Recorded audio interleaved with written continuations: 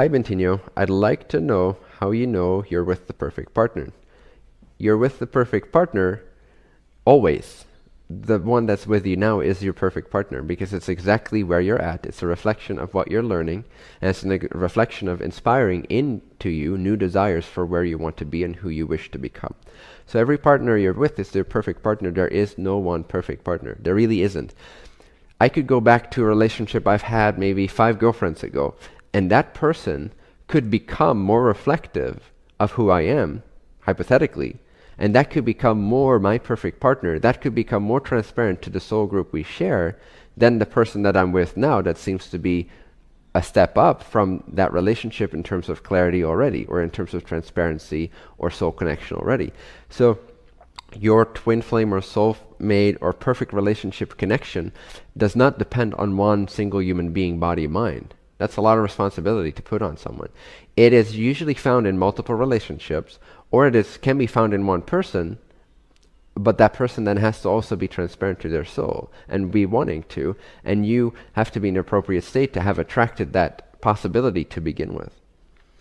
So there's no perfect relationship, there's no perfect partner.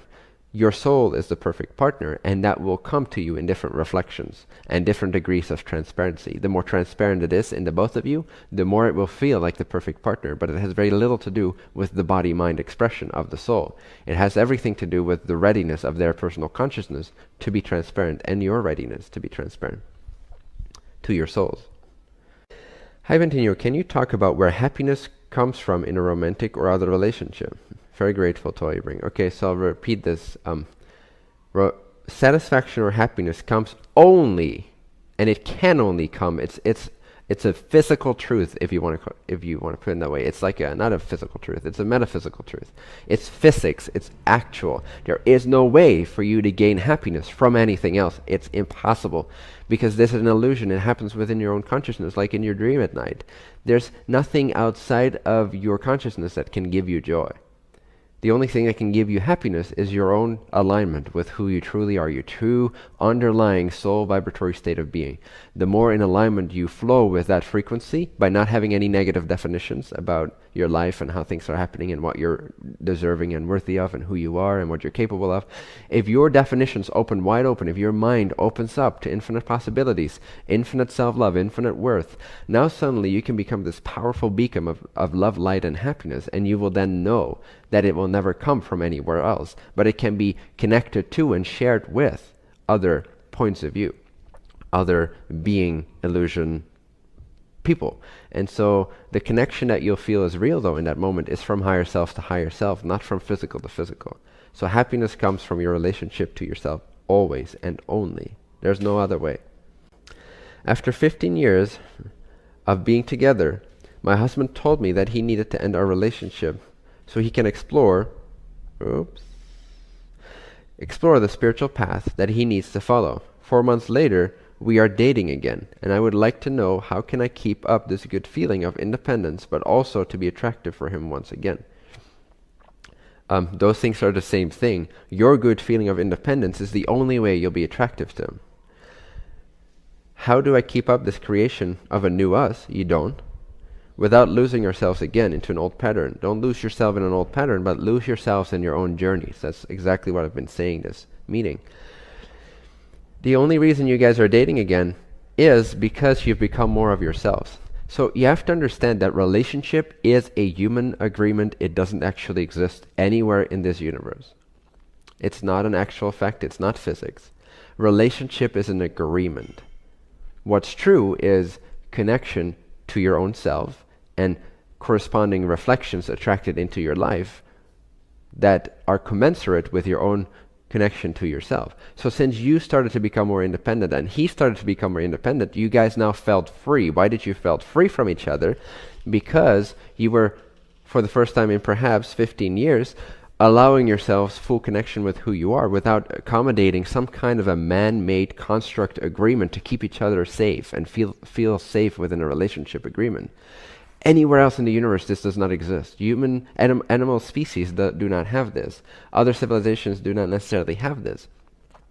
This is a very man-made construct in order to us to believe, okay, now we feel safe because of these promises, or because the government supports it because we sign a piece of paper called marriage. It's an illusion. Relationship does not exist in the way we think about it. It is not a real actual phenomenon. It's not like gravity. It's not like sunlight. It's not like grass growing. Relationship is an idea. The idea can be broken and has to be broken in order for true relating and true communication to start to happen. And that's exactly what happened with you guys as I feel it and as I read it in your question. It is you guys were too accommodating to each other's illusion of an agreement, of a relationship, that you forgot to be completely, first and foremost, and always connected to yourself, true to yourself, confident in yourself. Now that you've explored for 4 months what it's like to be connected to yourselves more, and you've come more into your own energy, now again, apparently this human being that you call your husband or ex-husband is indeed able, his soul, his personality consciousness is capable of holding a similar space to you and vice versa. And so you guys are back together again. If you did not have that resonance, you would not be back together again. The only reason you're back together again is because you're now connected in yourselves and pointed in the right connection, which is upwards, not towards. Don't ever look at some other person for your satisfaction or your connection. Look only ever towards yourself, and if that moves closer to being with someone else in sync, that's beautiful. And then sometimes maybe it goes like this for a bit, and then maybe goes like this for a bit, and then this one catches up for a bit, and then you can flow again. And that's the journey of life, my friends. There is no such thing as a relationship. You don't have to ever work on your relationship, not really. Communication, yes. But working on your relationship, no. You have to work on yourself. You have to get into alignment with yourself and point your nose in the right direction, which is your own true self and what it wants for this life. When you become a powerful force, a flow within your own life, then you will naturally, by law of attraction, attract someone that will swim with you. It might be for a little bit, it might be for a long period of time. It might disappear and come in the form of another body that is able to reflect you even more at that point. And it might return to that previous person at some point. Allow this flow to happen. Be unafraid of the coming and letting go of new beings and new people in your life. The more unafraid you are of this, the more you'll attract of it effortlessly. So the question is not, how can I keep my independence but also be attractive to him once again? The question is, or the answer is, be independent and you'll naturally be attractive to him. And if you're not supposed to be. And someone else will enter your life to whom it is attractive. And that is more reflective of where you're at in that moment.